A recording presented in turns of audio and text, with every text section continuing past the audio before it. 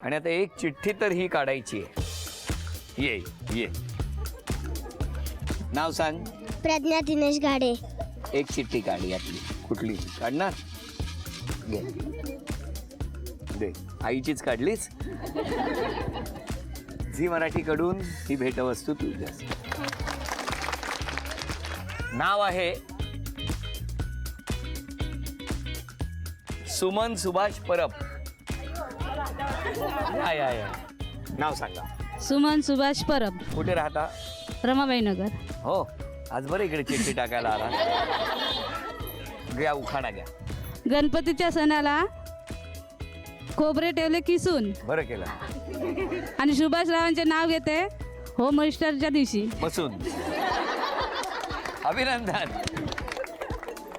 आणि आता या दोघींपैकी कोण पैठणी जिंकणार बघूया लगेच. या ठिकाणी या खेळात 3 चौकोन आहेत समोर आखलेले. ही जी रिंग आहे ती इथून टाकायची, लाकडी रिंग टाकायची आणि ती त्या चौकोनात मधोमध जायला पाहिजे. जर त्या रिंगचा स्पर्श त्या चौकोनाच्या 4 रेषांपैकी कुठेही झाला तर ती रिंग मोजली जाणार नाही. पण मधोमध जी रिंग थांबेल ती मोजली जाणार. 10 संधी दोघींनाही. आणि या 10 संधीमध्ये या दोघींपैकी ज्यांची गुणसंख्या जास्त त्या ठरणार आजच्या भागातल्या होम मिनिस्टर, ज्यांना मिळणार आहे. चला टाळ्या.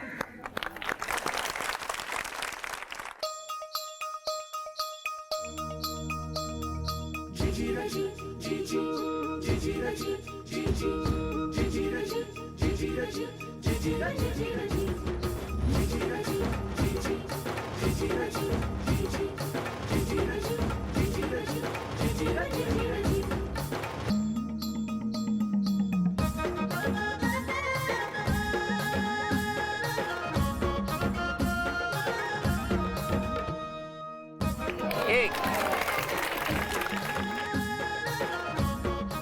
दोन,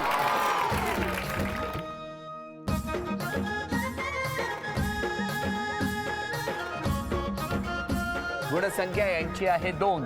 तुमच्याकडे 5 संधी आहेत. बघूया काय होतं.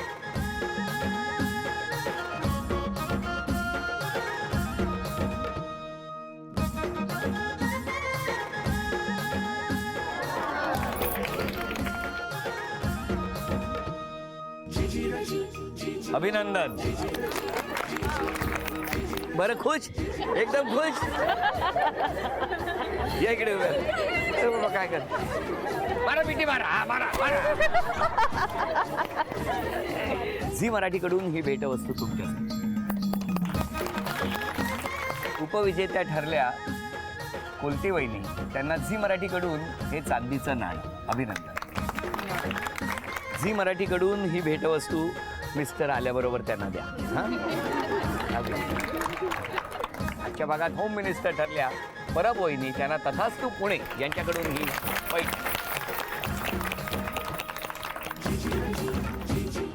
अभिनंदन. उचला उचला उचला. हा उचला. पवई गावठाण या ठिकाणी हा खेळ रंगला. गजानन महाराजांचं मंदिर, या मंदिरात जाऊन महाराजांचं दर्शनही घेतलं. आणि आता आजच्या भागात जे काही घडलं त्याचे साक्षीदार तुम्ही सगळे होता. आजचा भाग इथेच संपतो आहे. पुन्हा भेटूया अशीच एक पैठणी घेऊन होम मिनिस्टरच्या पुढच्या भागात. नमस्कार.